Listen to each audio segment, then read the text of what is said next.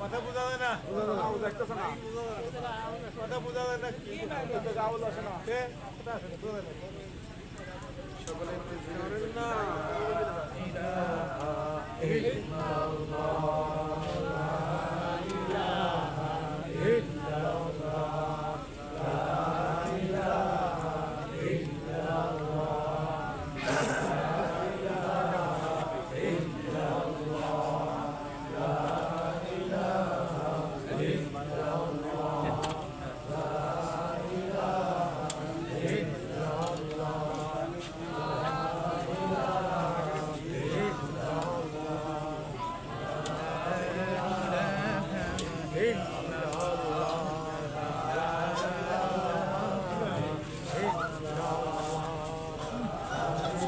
Short খাইব না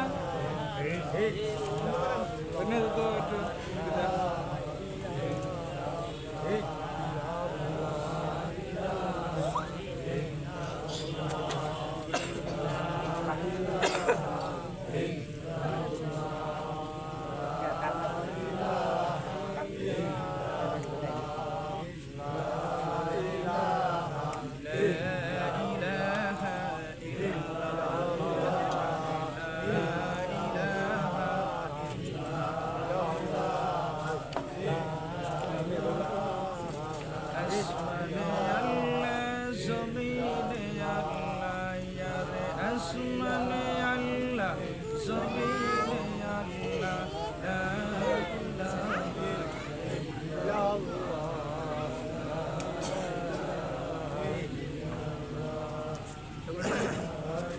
বলেন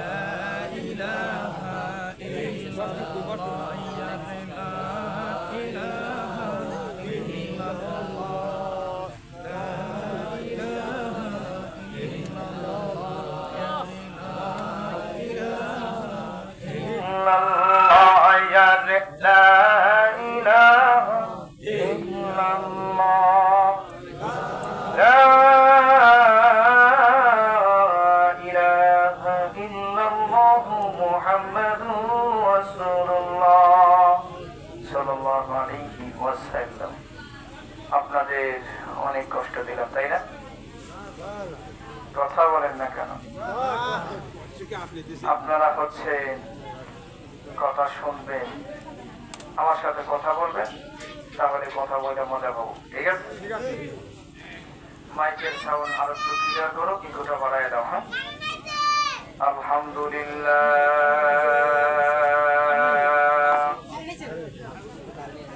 আলহামদুলিল্লাহি নাহমাদুহু ওয়া নাস্তাঈনুহু ওয়া নাস্তাগফিরুহু ওয়া নু'মিনু বিহি ওয়া নাতাওয়াক্কালু আলাইহি ونعوذ بالله من شرور أنفسنا ومن سيئات أعمالنا من يهده الله فلا مضل له ومن يضلله فلا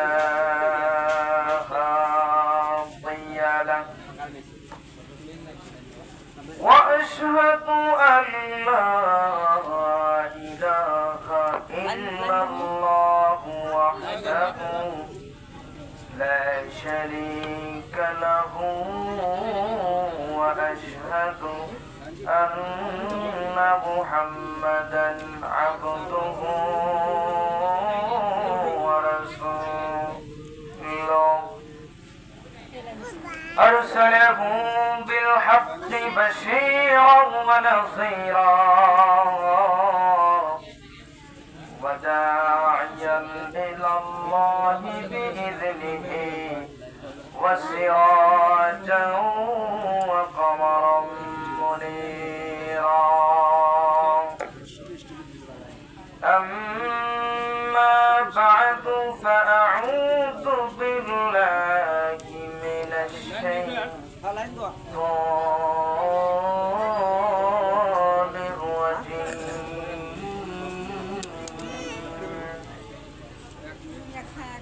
بسم الله الرحمن الرحيم.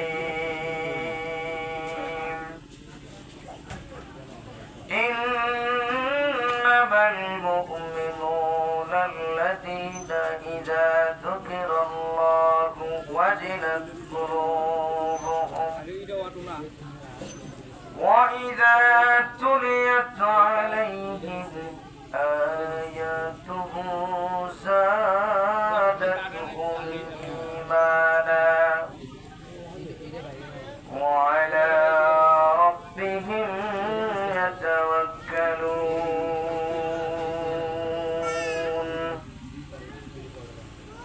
وقال رسول الله صلى الله عليه وسلم كلمتان حبيبتان إلى الرحمن خفيفتان على اللسان ثقيلتان في الميزان. سبحان الله وبحمده سبحان الله العظيم.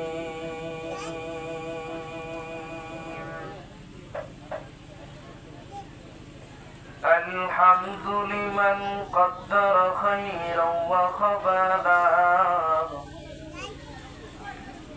الحمد لمن قدر خيرا وخبلا والشكر لمن صور حسنا وجمالا. والشكر لمن صور حسنا وجمالا. فرد صمد عن صفة الخلق بريئون. فرد صمد عن صفة الخلق بريئون. رب عزلي خلق الخلق كمالا. الآن كما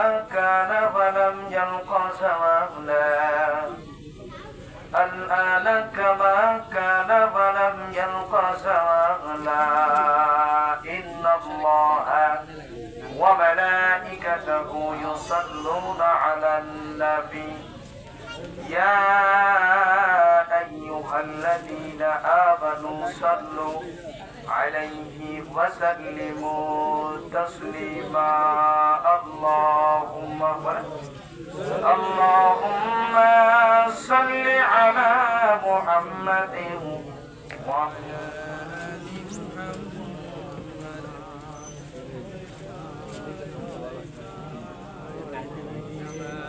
صليت على إبراهيم وعلى آل إبراهيم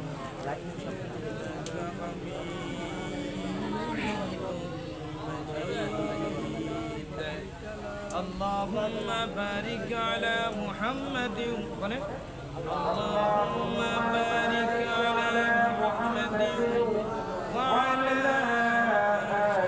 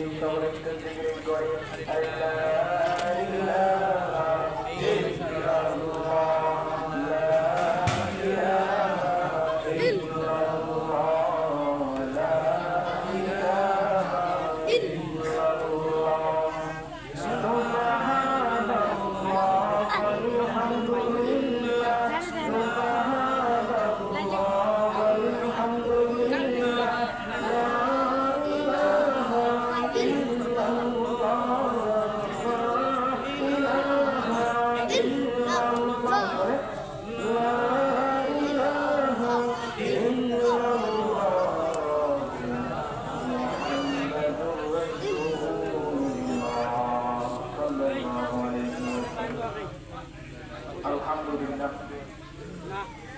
মায়ের আওয়াজটা একটু বাড়ায় দেন সমস্ত প্রশংসা মহান আল্লাহ রব্বুল আলামিনের দরবারে লাখ কোটি শুকরিয়া যেই মহান আল্লাহ রব্বুল আলামিন আল্লাহর জান্নাতের বাগানে আসার ও বসার তৌফিক দান করেছে এই জন্য তার কালিমাতু শুকর আদায় করি বলি আলহামদুলিল্লাহ এই আল্লাহর জান্নাতের বাগানে যেই ব্যক্তি প্রথম এসেছে আল্লাহর জান্নাতের বাগানে প্রথম কাতারে থাকবেন বলেন সুবহানাল্লাহ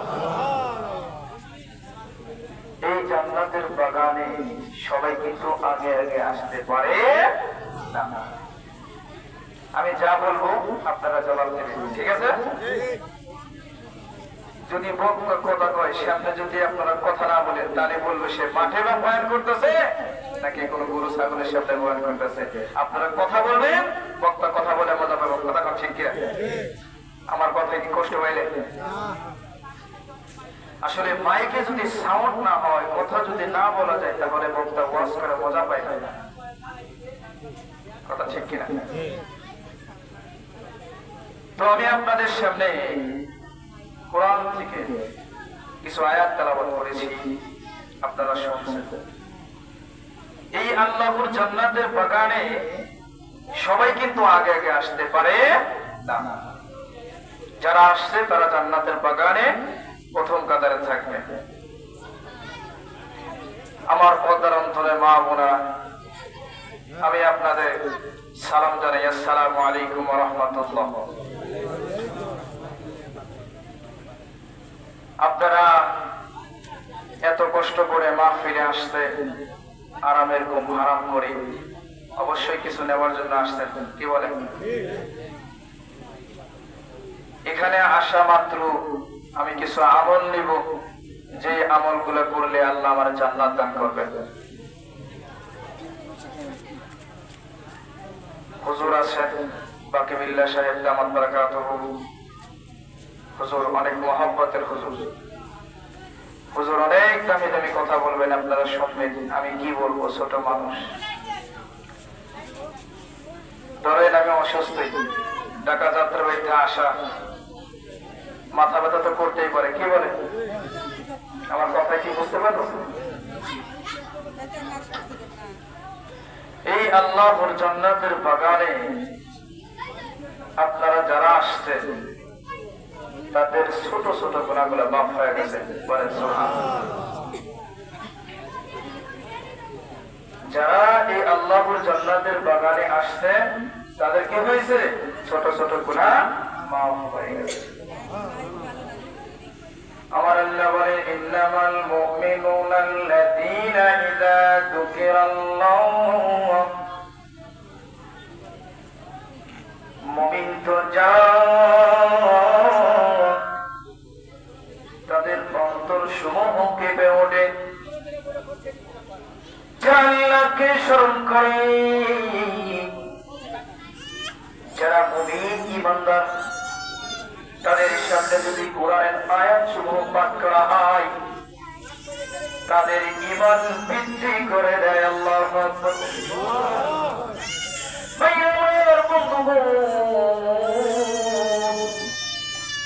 এই আল্লাহর জান্নাতের বাগানে আপনাদের আল্লাহ আসার তৌফিক দান করেছেন। কিছু কথা শুনবেন তো। যেই কথা বলতেছিলাম, একজন ঈমানদার মুমিনের সামনে যে কোরআনের আয়াত তেলাওয়াত করা হয় তার ঈমানের পাওয়ার বেড়ে যায়। যারা মুমিন তারা শুধু আল্লাহ রব্বুল আলামিনের উপর ভরসা করে। কি করে? যারা আল্লাহ রব্বুল আলামিনের উপর ভরসা করে, যারা আল্লাহর প্রতি ভালোবাসা রাখে,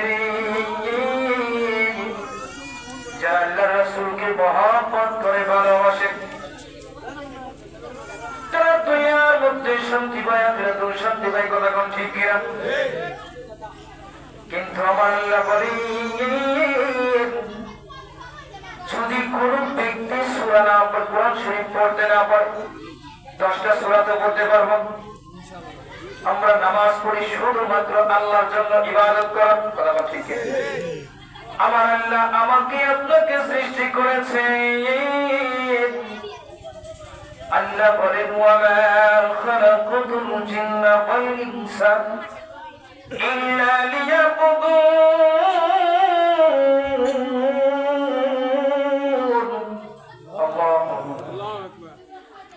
আল্লাহ রব্বুল আলামিন জিন এবং মানুষকে সৃষ্টি করেছেন তার ইবাদত করার জন্য, তার দাসত্ব করার জন্য। শুধুমাত্র কেবলমাত্র তার ইবাদত করার জন্য আমাদের সৃষ্টি করেছেন। আমার আল্লাহ এই জমিন কিন্তু অনন্ত সৃষ্টি করেন নাই, করেছেন?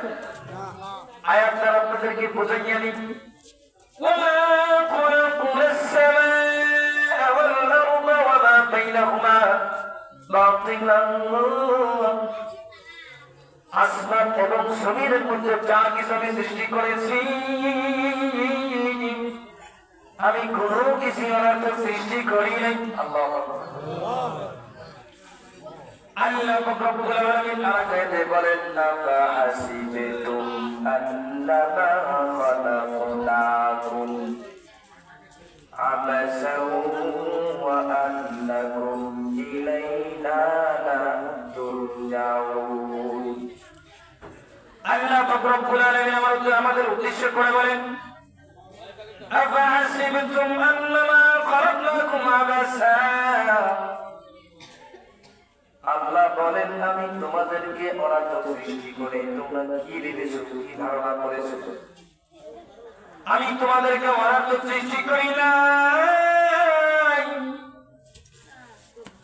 আল্লাহ বলেন, ওয়া আন্নাকুম ইলাইনা লা তুরজাউন। তোমরা কি আমার কাছে ফিরে আসবে না? তোমাদের কি ফিরে আসতে হবে না? কথা বলেন ঠিক? তোমরা কি মনে করেছো তোমরা কি আমার কাছে ফিরে আসবে না?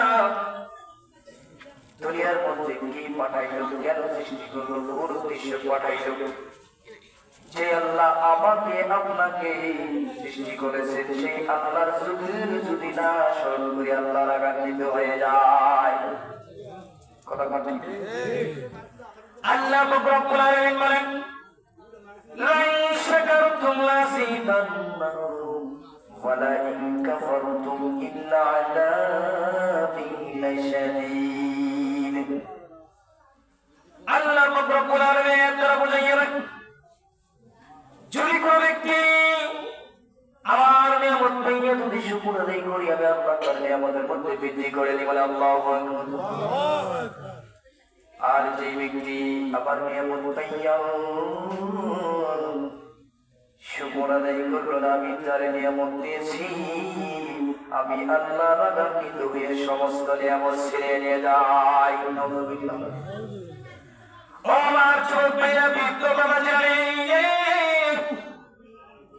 আল্লাহ রব্বুল আলামিন তা বুঝাইয়া ইন্না আযাবি লাশাদীদ নিশ্চয়ই আল্লাহ তার জন্য কঠিন আযাব কঠিন ভয়াবহ শাস্তি রেখেছে। এই জন্য আল্লাহ রব্বুল আলামিনের নিয়ামত পাইয়া শুকর আদায় করতে হবে কিনা? আমার আল্লাহ বলেন তোমাকে আমি কি নিয়ামত দিলাম? আমি তোমাকে সন্তান দিলাম, ধন সম্পদ দিলাম, এগুলো পাইয়া তুমি দুনিয়ার মধ্যে থেকে আমাকে তুমি ভুলে গেছো কিনা? ধন সম্পদ পাইয়া আল্লাহকে ভুলছে কিনা? কথা বল না।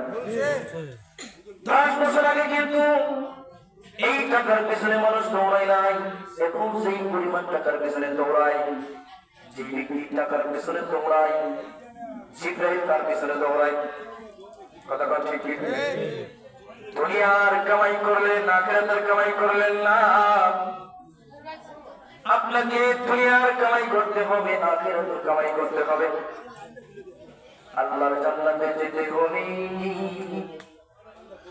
আপনাকে নবীর উপর বেশি বেশি দরুদ পাঠ করতে হবে। শুনবেন আপনাদের নিয়েও কিছু কথা বলবো, কি বলেন? মা বোনদের নিয়ে কিছু কথা বলা যায় কিনা? আজ আমি আপনাদের সামনে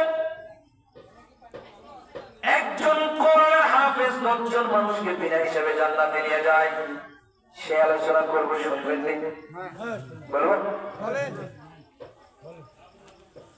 আপনি কোরআন পড়তে পারবেন না, যদি আপনার সন্তান কোরআনের হাফেজ হয় আপনার ওই সন্তান আপনাকে জান্নাতে নিয়ে যাবে। মাইকে সমস্যা দিচ্ছে, ক্লিয়ার করবো। এত ঝামেলা দিলে বয়ান করা যায়, কি করবো? তো ঝামেলা করা যায়, মন মানসিকতা নষ্ট হয়ে যায়। আপনি কোরআন পড়তে পারেন না, আপনার সন্তান যদি কোরআনের হাফেজ হয়, আপনি যদি জাহান্নামী হয়ে যান, আপনাকে ওই কোরআনের হাফেজ, যে সন্তানকে কোরআনের হাফেজ বানাইছে, ওই সন্তান আপনাকে জাহান্নাম থেকে জান্নাতে নিয়ে যাবে। বলেন সুবহানাল্লাহ। এটা কি আমার কথা না রাসূলুল্লাহর কথা? নবী আমার বলেন মান ক্বারাআল কুরআন ফাস্তাহহু ফাআল্লা হালালাহু ওয়া হারামা হারামাহু আদখালাহু আল্লাহুল জান্নাহ ওয়া শাফা'আহু ফি 'ashratin মিন আহলি বাইতিহি কুল্লুহুম ক্বাদ ওয়াজাবাত লাহুন নার। আল্লাহু আকবার। মান ক্বারাআল কুরআন ফাস্তাহহু, যেই ব্যক্তি এই কোরআনকে মুখস্থ করলো, ফাস্তাযহারাহু ফাআহাল্লা হালালাহু, কোরআনের যেটারে হালাল রয়েছে সেটারে হালাল মেনে বর্জন করলো, ওয়া হারামা হারামাহু, কোরআনের যেটারে হারাম রয়েছে সেটারে হারাম মেনে বর্জন করলো, আদখালাহু আল্লাহুল জান্নাহ, সে শুধু জান্নাতে যাবে না, আল্লাহ পাক রব্বুল আলামিন কোরআনের হাফেজকে জান্নাতে দিয়ে দেবে। আল্লাহু আকবার। ওয়া শাফা'আহু ফি 'ashratin মিন আহলি বাইতিহি কুল্লুহুম ক্বাদ ওয়াজাবাত লাহুন নার। আল্লাহ পাক রব্বুল আলামিন, কথা ক্লিয়ার বোঝা যায়?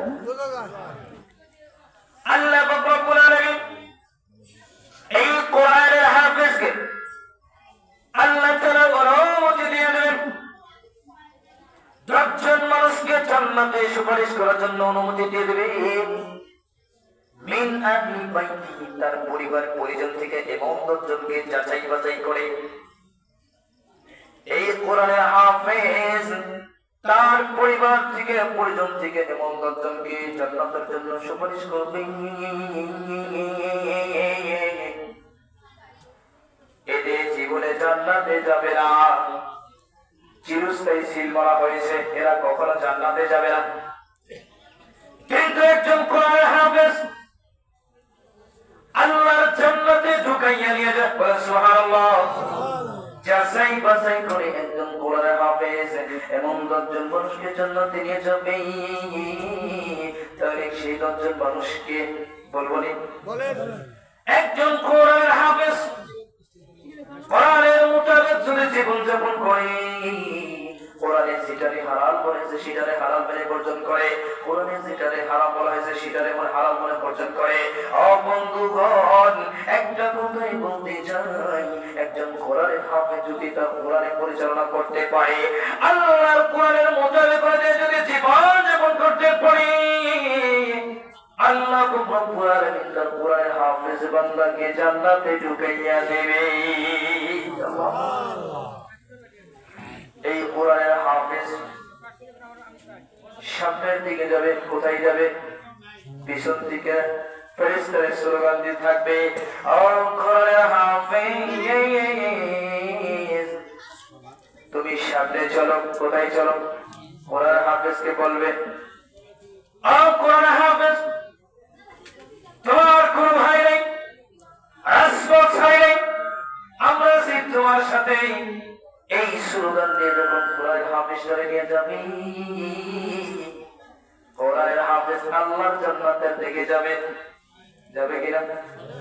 হঠাৎ করে তার বাম দিকে দৃষ্টি পড়ে যাবে, তখন দেখবে জাহান্নামের আগুন দমদম করে জ্বলে।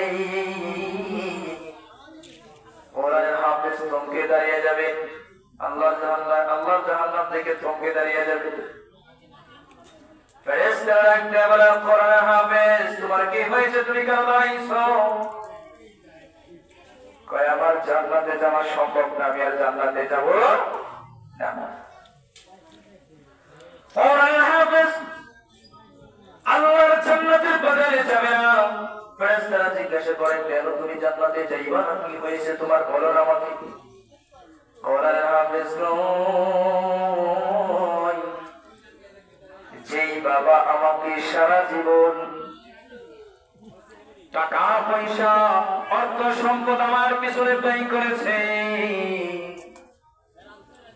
সেই বাবা জাহান্নামের আগুনে জ্বলে, আমি জান্নাতে যেতে পারবো না। কোরআনের হাফেজ আল্লাহর জান্নাতের দিকে যাবে না। ফেরেশতাকে আল্লাহ তাআলা জিজ্ঞাসা করলো, ফেরেশতারা আমার কোরআনের হাফেজ বান্দার কি হয়েছে, সে জান্নাতে যায় না কেন? ফেরেশতারা বলে,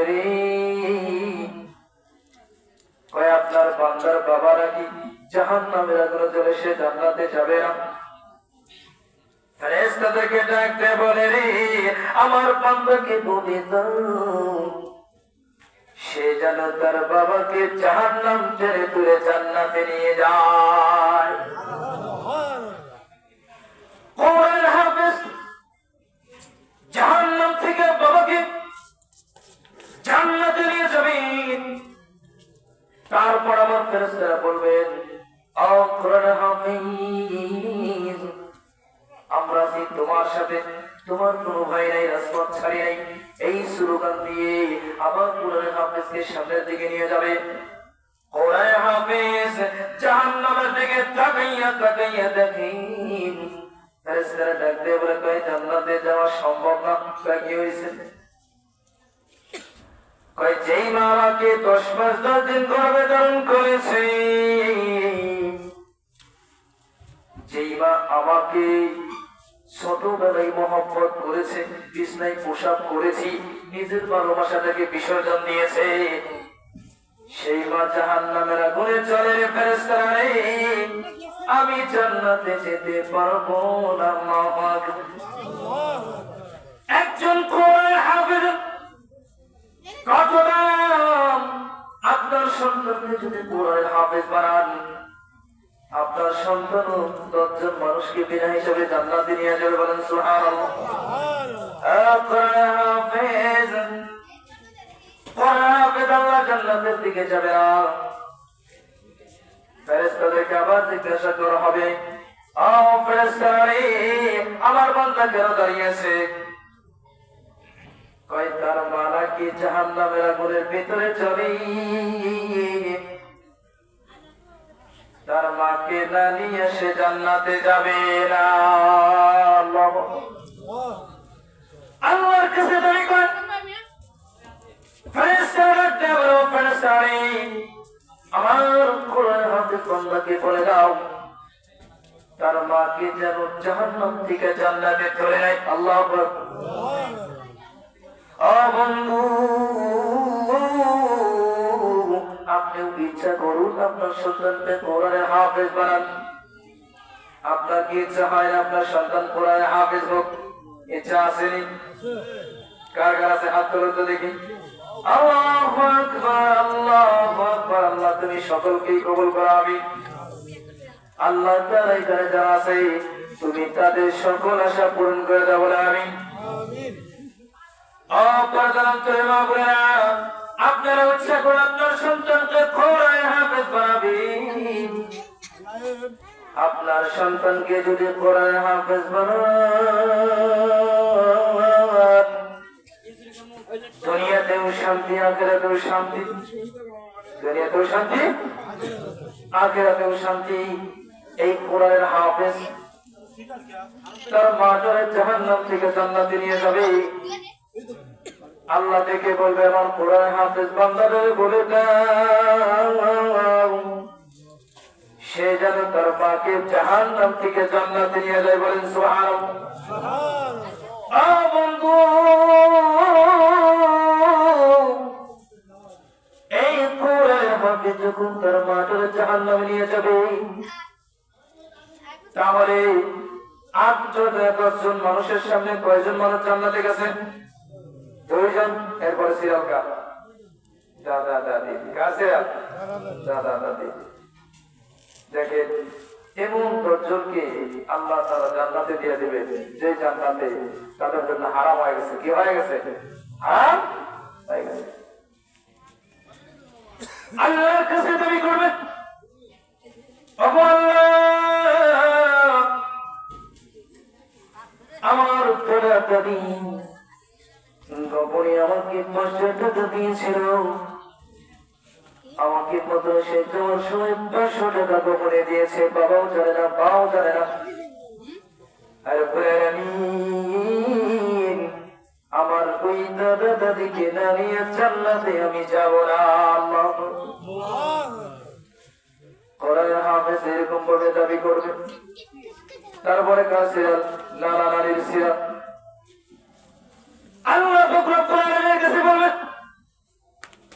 ওগো আল্লাহ, আমার নানি এত পরিমাণ কষ্ট করেছে, এত পরিশ্রম করেছে, বিশ্বাস করবেন কিনা জানি না, সত্যি কথা যেটা, আমার নানি এত পরিমাণ পরিশ্রম করেছে, খারাপ টাকা যদি না পাই পাগল ভাড়া হয়ে যায়। যেমন মা পাগল হয় তেমন বাবা পাগল হয়, তেমন নানি পাগল হয়। আল্লাহ অর্ধেক পানি দিয়ে শুধুমাত্র জান্নাতে যাওয়ার জন্য কি পরিমাণ পরিশ্রম করেছে।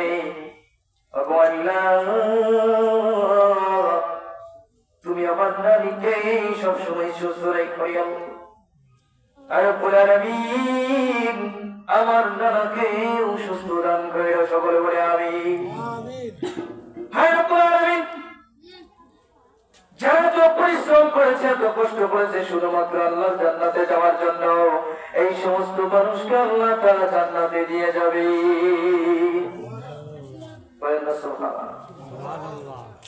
এরপরে শ্বশুর শাশুড়ি। কার সিরাত? শ্বশুর শাশুড়ি। আল্লাহ রব্বুল আলামিনের কাছে বলবো, আল্লাহ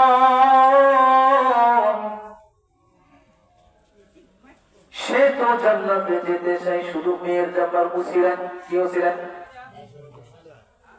সে কিন্তু ভালো খাবার খাওয়াইছে, মেয়েকে বিবাহ দিয়েছে শুধুমাত্র জান্নাতে যাওয়ার জন্য। আল্লাহু আকবার। ছেলের কি আছে? কোরআন আছে, কি আছে? কোরআন আছে। এইরকম ভাবে ধারাবাহিক ভাবে আল্লাহর জান্নাতের বাগানে নিয়ে যাবে। এইরকম ভাবে আল্লাহ রব্বুল আলামিন 10 জন মানুষকে আল্লাহর জান্নাতে নিয়ে যাবে। যদি আপনি কোরআন পড়তে পারেন না, কোরআন তো দেখতে পারেন, কোরআন পড়লেও সব, দেখলেও সব। কোরআন দেখলেও সব, পড়লেও সব। আপনি যদি কোরআন পড়তে না পারেন, আপনি 10টা সূরা পড়েন, এই 10টা সূরার উসিলায় আপনাকে আল্লাহ জান্নাতে 10 তলা বিল্ডিং করে দেবেন। বলেন সুবহানাল্লাহ। একজন কোরআনের হাফেজ 6666টা, 6666টা আয়াত একজন কোরআনের হাফেজকে দেওয়া হবে। বলেন সুবহানাল্লাহ।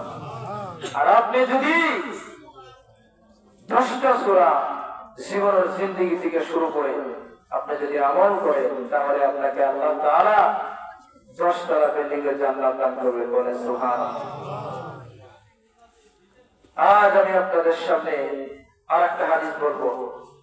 আল্লাহর আরশের ছায়ার নিচে 7 ব্যক্তিরা থাকবে। কয় ব্যক্তিরা? 7 ব্যক্তিরা। আল্লাহর হাবিব বলেন, সাদআতু যুল্লুহুমুল্লাহু তাআলা ফি যিল্লিহি ইয়াওমা লা যিল্লা ইল্লা যিল্লুহু। 7 শ্রেণীর মানুষ আল্লাহর আরশের ছায়ার নিচে থাকবে। সেদিন দুনিয়ার কোনো ছায়া থাকবে না, ঘরের কোনো ছায়া থাকবে না, ছাদ থাকবে না, শুধুমাত্র আল্লাহর ছায়া ছাড়া। তো 1 নম্বর কারা? 1 নম্বর হলো আল ইমামুল আদিল। কে? ন্যায় পরায়ণ শাসক, যে ন্যায় বিচার করে। কি করে? ন্যায় বিচারক, ন্যায় বিচারক সঠিক কথা বলে। 2 নম্বর হলো ওই যুবক, যে যুবক আল্লাহর ইবাদত করে। কি করে? আল্লাহর। মুসলমান ভাইরা আমার, বন্ধুগণ, ওই যুবক, যে যুবক আল্লাহর ইবাদত করে যৌবন করে, আল্লাহ নবী বলেন ওই ব্যক্তি, যে ব্যক্তি যৌবন করে, তার যৌবনটাকে আল্লাহর ইবাদতে কাটিয়ে দেয়। কিসে কাটিয়ে দেয়? আল্লাহর ইবাদতে কাটিয়ে দেয়। আল্লাহ রব্বুল আলামিন বলেন ওই ব্যক্তিকে আল্লাহর আরশের ছায়ার নিচে রাখেন। কোথায় রাখেন? যৌবনকালে যদি কোন যুবক আল্লাহর ইবাদতে কাটিয়ে দেয়, আমার আল্লাহ বলেন ওই প্রচন্ড রোদের মধ্যে থাকতে হবে না, আল্লাহর আরশের ছায়ার নিচে থাকতে পারবে। বলেন সুবহানাল্লাহ। কিন্তু একটা জিনিস চিন্তা করে দেখেন, বৃদ্ধ বয়সে যদি আমরা ইবাদত করি, হয়তো আপনার ইবাদত কবুল হবে, আপনার ইবাদত কবুল হবে। যৌবনকালে যদি আপনি ইবাদত করতে পারেন, আপনার শক্তি আছে, পাওয়ার আছে, আল্লাহর সাথে সাথে দোয়া কবুল করে ফেলেন। কি করেন? সাথে সাথে দোয়া কবুল করে ফেলেন। আর আপনি যদি মৃত্যু বয়সে ইবাদত করেন, আপনার দোয়া অনেক চেক করা হয়। চেক করা হয় কেন? দোয়া ঠিক আছে কিনা, দোয়া ঠিক আছে কিনা। নবী আমার বলেন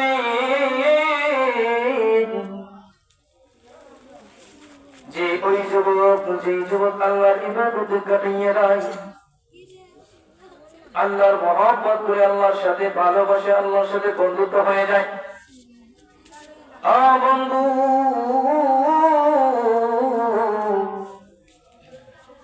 তিন নম্বর হলো ওই ব্যক্তি, যে ব্যক্তি তার শুধু অন্তর মসজিদের সাথে লেগে থাকে। কোথায় থাকে? শুধু মসজিদের সাথে লেগে থাকে, তার মনটা শুধু মসজিদের সাথেই লেগে থাকে। তার মনটা খালি আহাজার আহাজার হয়ে যায়।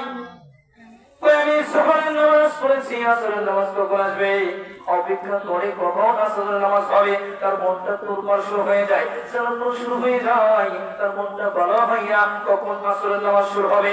এই ব্যক্তি আল্লাহর আরশের ছায়ায় থাকবে, বলেন সুবহানাল্লাহ। ও বন্ধু, আল্লাহ নবী সাল্লাল্লাহু আলাইহি ওয়াসাল্লাম বলেন, আরজুলানে তাহাব্বা ফিল্লাহি ইজতামালি ওয়া তাফাররাকানি, ওই ব্যক্তি যে ব্যক্তি আল্লাহ তাআলার সন্তুষ্টির জন্য একজনকে মহব্বত করে না, আবার আল্লাহ তাআলার সন্তুষ্টির জন্য আরেকজনকে পৃথক করে দেয়। আল্লাহ রব্বুল আলামিন বলেন, একজন আরেকজনকে মহব্বত করবা। আল্লাহ নবী বলেন, তুমি যদি একজনকে মহব্বত করে একজনকে ভালোবাসো, দুনিয়ার মধ্যে যদি কাউকে ভালোবাসো, আল্লাহর জন্য ভালোবাসো, আল্লাহর জন্য মহব্বত করো। ও আমার যুবক ভাইরে, বৃদ্ধ বাবাজি, যদি একজনকে মহব্বত করতে হয়, যদি একজনকে ভালোবাসতে হয়, তাহলে কার জন্য বাসতে হবে? আল্লাহর জন্য ভালোবাসতে হবে কিনা? ও বন্ধু, অরচলন তরাবতুন জাতুমান সিলুমা জামালিন ফাকালা ইন্নী আখাফুল্লাহ, ওই ব্যক্তি যে ব্যক্তিকে একজন যুবতী মেয়ে জিনার কাজে আহ্বান করে, কিসের কাজে? জিনার কাজে। মেয়েটা খুবই সুন্দরী, অত্যন্ত সুন্দরী, কিন্তু তাকে জিনার কাজে আহ্বান করে।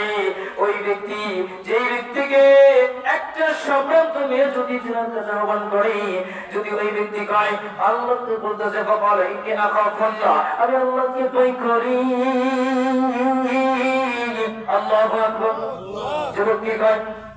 আমি আল্লাহকে ভয় করি, আমি তোমার প্রস্তাব গ্রহণ করতে পারবো না। এরকম যুবক কি পাওয়া যায়?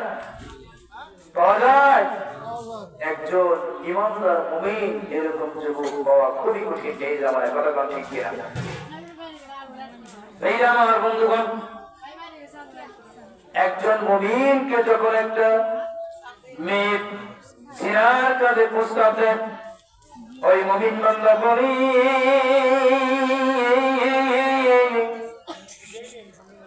আমি আল্লাহকে ভয় করি, আমি তোমার প্রস্তাব গ্রহণ করতে পারলাম না।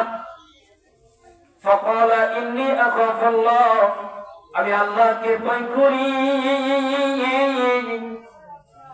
এই ব্যক্তি আল্লাহর আরশের ছায়ার নিচে থাকবে।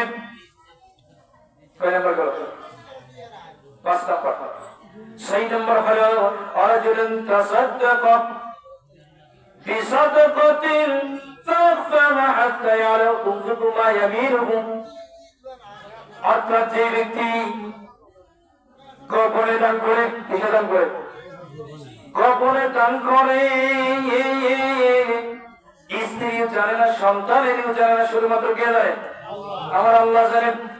ডান হাত দিয়ে দান করবে, বাম হাতে দেখতে পাবে না, কেয়ার পাবে না, শুধুমাত্র আমার আল্লাহ দেখবে।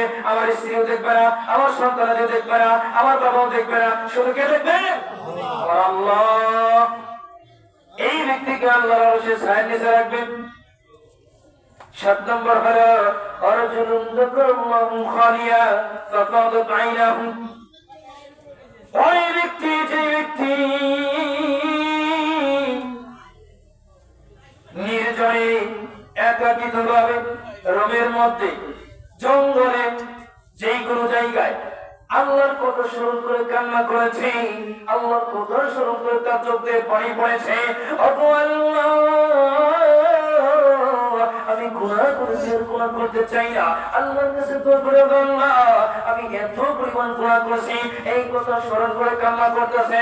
এই ব্যক্তি আল্লাহর আরশের ছায়ার নিচে ছায়া পাবে। আল্লাহু আকবার।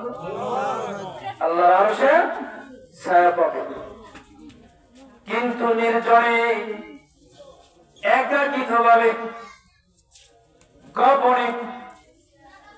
খারাপ কিছু দেখে কিনা, অশ্লীল ভিডিও দেখে কিনা, খারাপ কাজ করে কিনা, কিন্তু আল্লাহর কথা স্মরণ করি,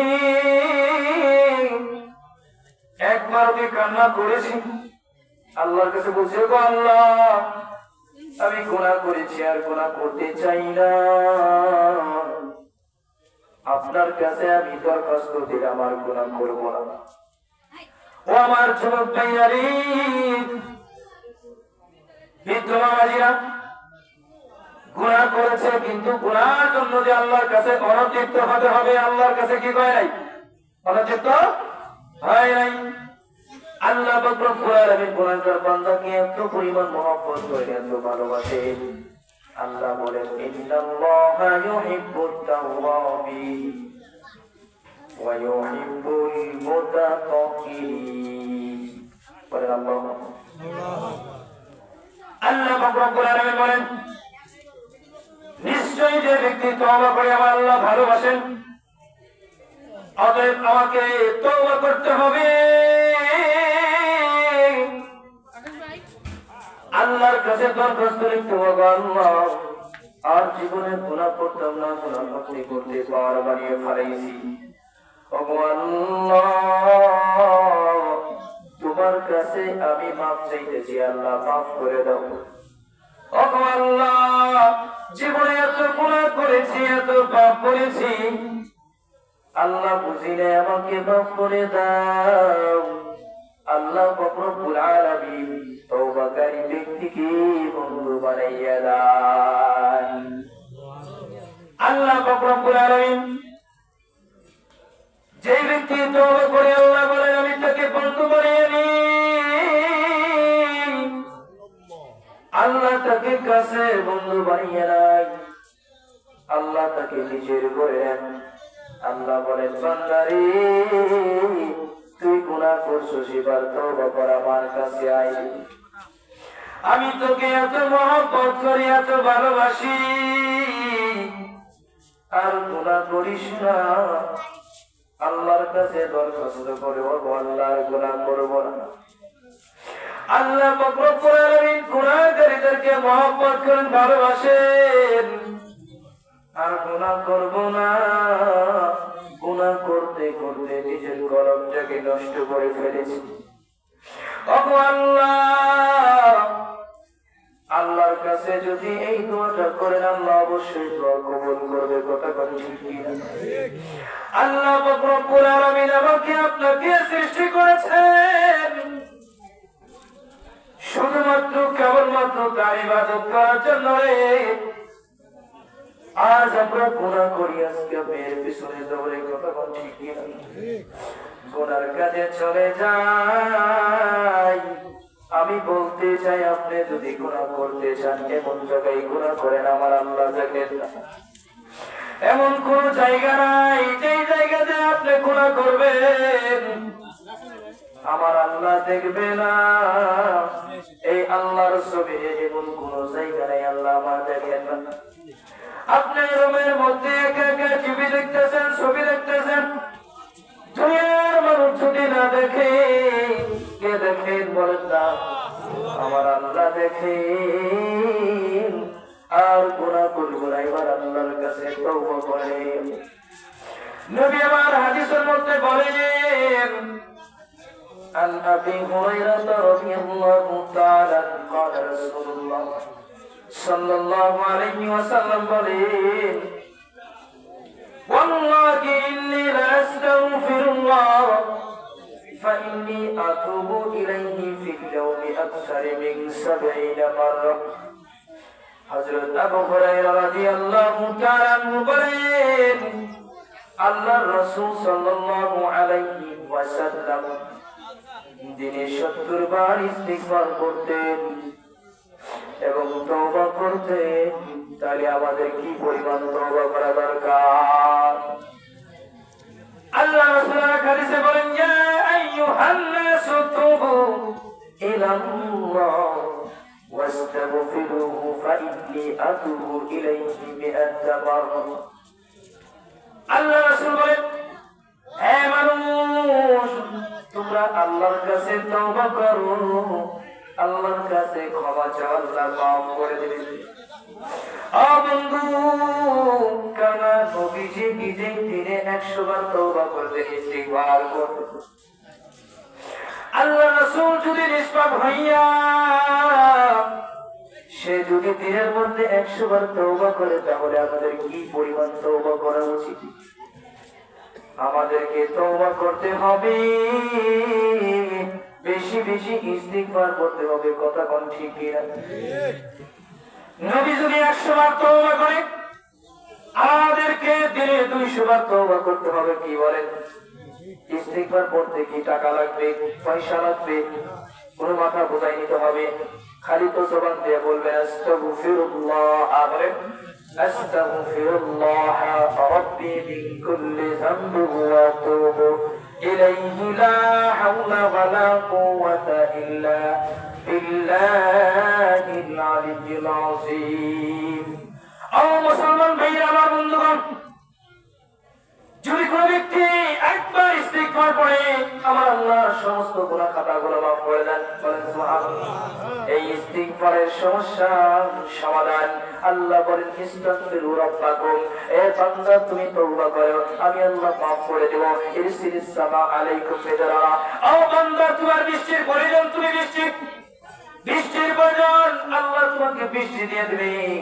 ওয়া ইউমদিদুকুম বিআমওয়ালিন ওয়া বানিনা, অর্থাৎ তোমার আর্থিক সমস্যা, সন্তানাদি হয় না, তুমি আল্লাহর কাছে চাও, ইস্তিগফার করো, আল্লাহ দিয়ে দিবেন। ও বন্ধু, এবার আল্লাহর কাছে তওবা করতে হবে কিনা? আমরা এখানে এসে ইস্তিগফার পড়লে আল্লাহ আমাদের গুনাহ খাতাগুলো মাফ করে দিবেন। ও বন্ধু, নবী যদি 100 বার তওবা করে, আমাকে আপনাকে দিনে 200 বার তওবা করতে হবে। কি বলেন? করবো কিনা? মুসলমান ভাইরা, আমার বন্ধুগণ, এবার আরেকটা চমৎকার কথা বলতে চাই। নবীর সাথে আমার আল্লাহর সাথে মিল, বলবো কিনা? আমার বন্ধুগণ, আল্লাহ পাক রব্বুল আলামিন বলেন ওয়া রাফা'না লাকা যিকরাক, আমি তোমার জন্য তোমার জিকিরকে এমন কি খ্যাত উচ্চ করে দিয়েছি। ভাইরা, আমার বন্ধুগণ, অর্থাৎ আমার নবী বা অর্থাৎ আল্লাহর সাথে আমার নবীর নাম একসাথে মিল। আল্লাহ পাক রব্বুল আলামিন বলেন, বন্ধু, আমার নাম যত উঁচুতে, আপনার নাম তত উঁচুতে থাকবে। আল্লাহু আকবার। আমার নবীকে অনেক মর্যাদা দিয়েছেন, অনেক সম্মান দিয়েছেন। আল্লাহু আকবার। ভাইরা, আমার বন্ধুগণ, সমস্ত মাখলুক আল্লাহর নবী সাল্লাল্লাহু আলাইহি ওয়াসাল্লামকে দেখতে চায়। মা আমিনা বলেন, আমার সন্তান যখন মুহাম্মদ যখন ভূমিষ্ঠ হয়, ঘরটা ছিল অন্ধকার, তেলের কোনো ব্যবস্থা ছিল না, হারিকেন ছিল না, তখন আমিনা ডাক দিয়ে বলল, দাসীরে, আমার সন্তানকে যেন জিন ভূতে না নিয়ে যাইতে পারে, তুমি আমার সন্তানটাকে ধরে রাখো, আমার সন্তান যেন ভূতে না নিয়ে যায়, জিনে না নিয়ে যায়।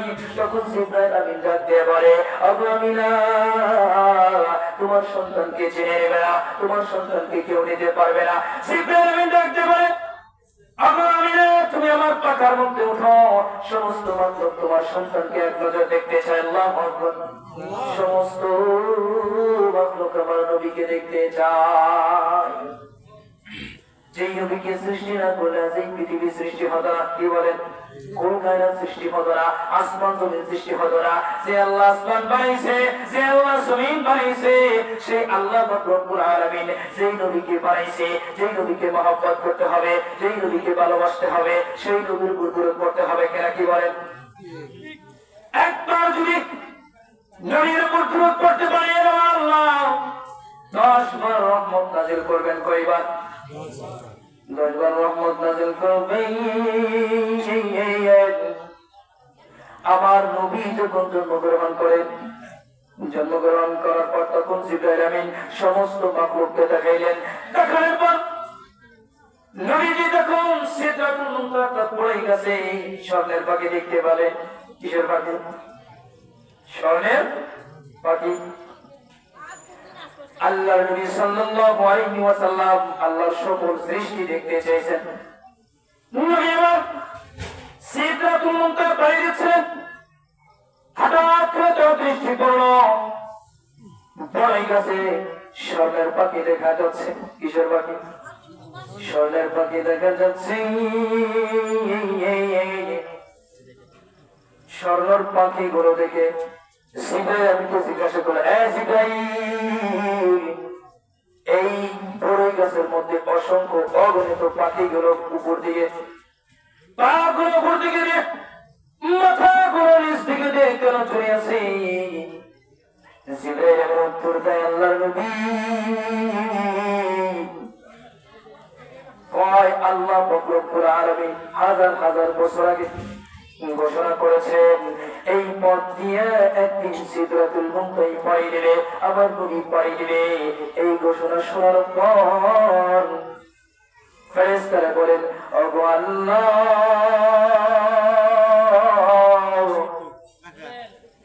আপনার হাবিবকে এক নজর দেখার জন্য সুযোগ করে দেন। আল্লাহ পাক রব্বুল আলামিন ওই সমস্ত ফেরেশতাদের দরখাস্ত মঞ্জুর করলেন। আল্লাহ পাক রব্বুল আলামিন হাজার হাজার বছর আগে ওই সমস্ত ফেরেশতাকে পাগুলো উপর দিকে দিয়ে মাথাগুলো নিচ দিকে দিয়ে চলে রেখেছেন বিশ্ব নবীকে এক নজর দেখার জন্য। আল্লাহু আকবার বলবেন। যে নবীকে এক নজর দেখার জন্য হাজার হাজার বছর ফেরেশতাদেরকে জুড়ে রেখেছেন, সেই নবীকে যদি একবার স্বপ্ন দেখতে পারি আমার আপনার জন্য জান্নাত জারি হয়ে যাবে। আল্লাহু আকবার। যেই নবীকে সৃষ্টি না করে আজ এই পৃথিবী সৃষ্টি হতো না, সেই নবীকে যদি একবার দেখতে পারতাম কতই না ভালো হতো। কি বলেন ভাই আমার বন্ধুগণ? আকাশের সাথে আমার নবীজি খেলাধুলা করতেছেন। কি করেন? খেলাধুলা করতেছেন। হযরত আব্বাস রাদিয়াল্লাহু তাআলা আনহু নবীজির আপন চাচা, নবীজি ডাকতে বললেন ওগো চাচা আপনি যে ইসলাম গ্রহণ করেছেন এর পিছনে কি কারণ আছে? তখন আব্বাস রাদিয়াল্লাহু তাআলা বলেন তোমার শৈশবকালে আমি আশ্চর্যজনক কিছু ঘটনা দেখেছি। বলেন আল্লাহু আকবার।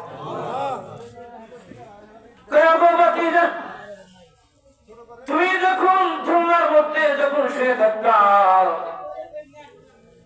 আকাশের চাঁদটা তোমার কাছে খেলাধুলা করত, তুমি যেই দিকে তাকাইতা চাঁদটা সেই দিকে তাকাইতো, তুমি যেই দিকে ঘোরাফেরা করতা নবীর চাঁদটাও সেই দিকে ঘুরতো। তুমি যেরকম ভাবে খেলাধুলা করতে চাঁদটাও তোমার সাথে খেলাধুলা করতো। নবীজি বললেন আচ্ছা চাচা কয় আমার সাথে কেন চাঁদ খেলাধুলা করতে জানেননি? কয় তো জানি না। কয় আমার মনটা খারাপ থাকতো, আমার মনটা ভালো করার জন্য আমার সাথে আমার চাঁদ খেলাধুলা করতো। নবীজিকে আনন্দ দিত, মজা দিত। যে নবীকে সৃষ্টি না করলে যে পৃথিবী সৃষ্টি হতো না, আকাশের চাঁদ যেরকম ভাবে খেলাধুলা করে তাহলে আমাদের কি পরিমাণ দরকার নবীর উপর দরুদ পড়া। কি বলে নবীর উপর দরুদ পড়তে হবে কিনা? আমাদের গুনাহ ছাড়তে হবে কিনা? গুনাহ ছাড়তে হবে।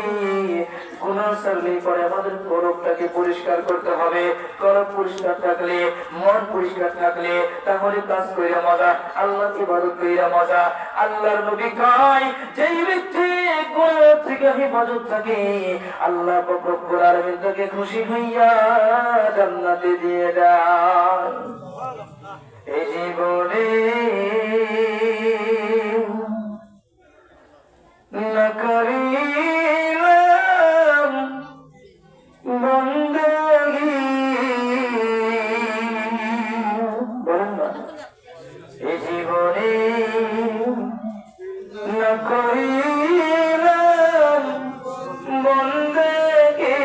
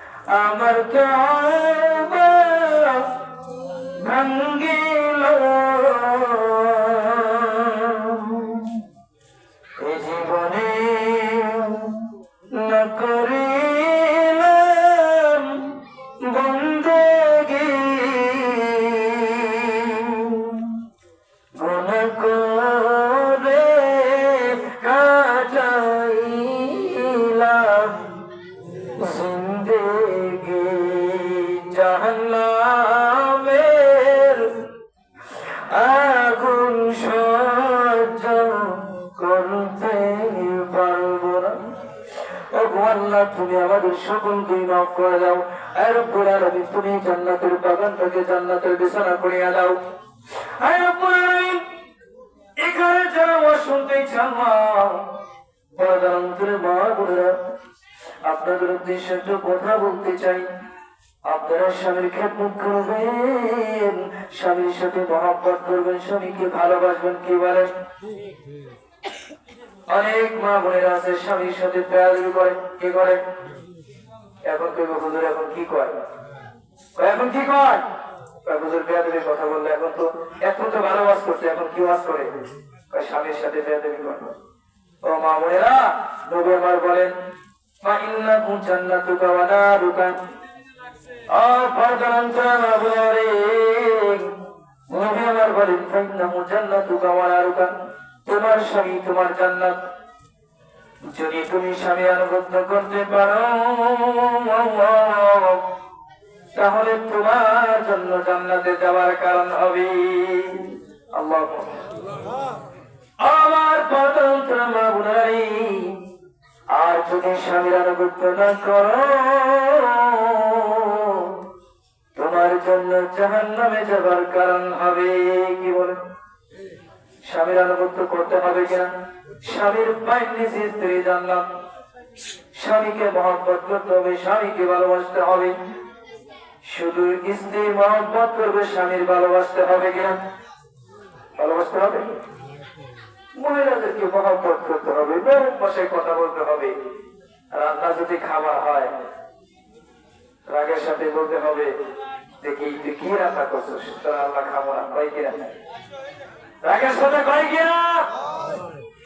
যদি রান্না খাবার খারাপ যদি হয় আপনি তাকে সুন্দর করে বলবেন, বিবি জান এত সুন্দর খাবার রান্না করেছ, তোমার খাবারটা খুব চমৎকার হয়েছে, বলেন আল্লাহ।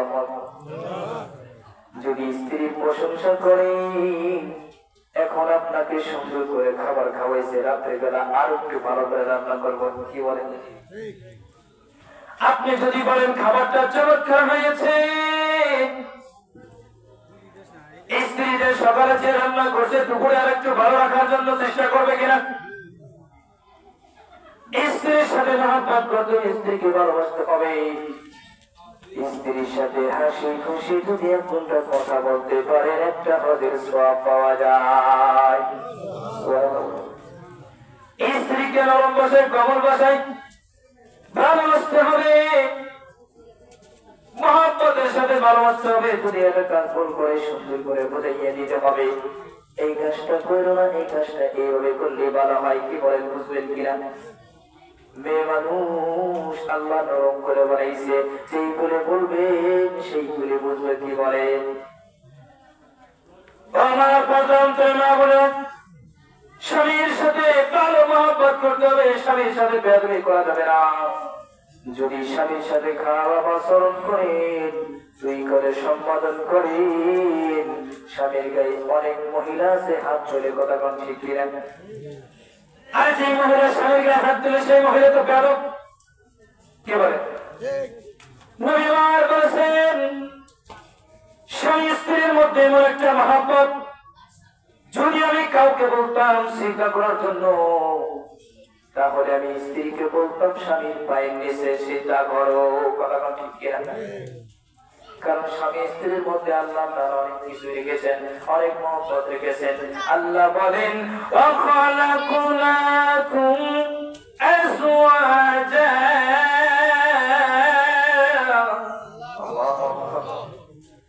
আমি আল্লাহ জোড়াই জোড়াই তোমাদেরকে সৃষ্টি করেছি, তোমাদেরকে বানাইছি, কথা কোন ঠিক কিনা?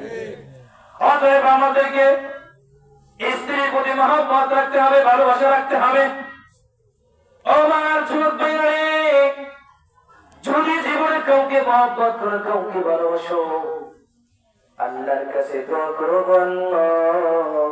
আমি এমন একটা মেয়ে চাই, এমন একটা মেয়ে চাই যে মেয়েটা আমাকে আমার হাতটা ধইরা আমাকে জান্নাতে নিয়ে যাবে।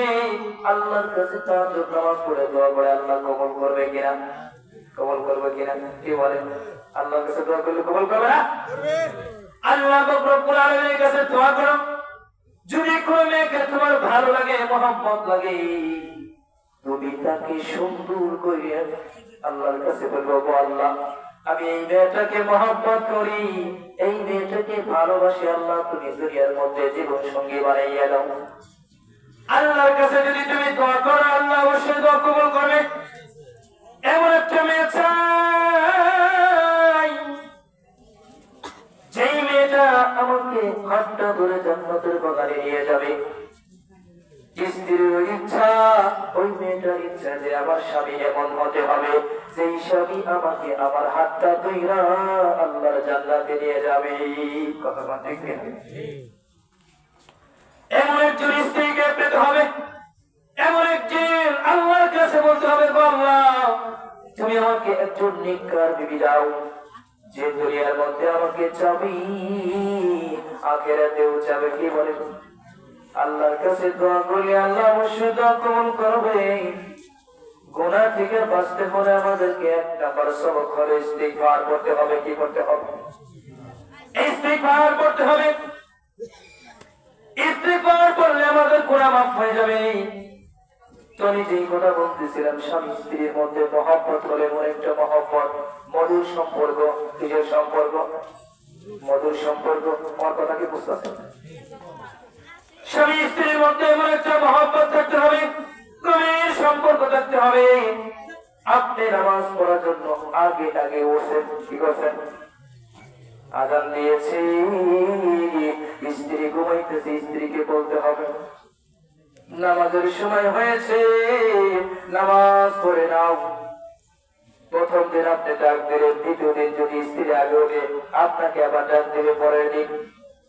আবার স্বামী ডাক, নামাজের সময় হয়েছে, নামাজের সময় হয়েছে, তুমি মসজিদে যাও। মসজিদে যাইয়া আল্লাহর কাছে দোয়া করো, আল্লাহ আল্লাহ তো দুইজনকে মহব্বত করে মিলাইয়া দিছে, এবার একটা নেককার সন্তান দরকার আছে কিনা?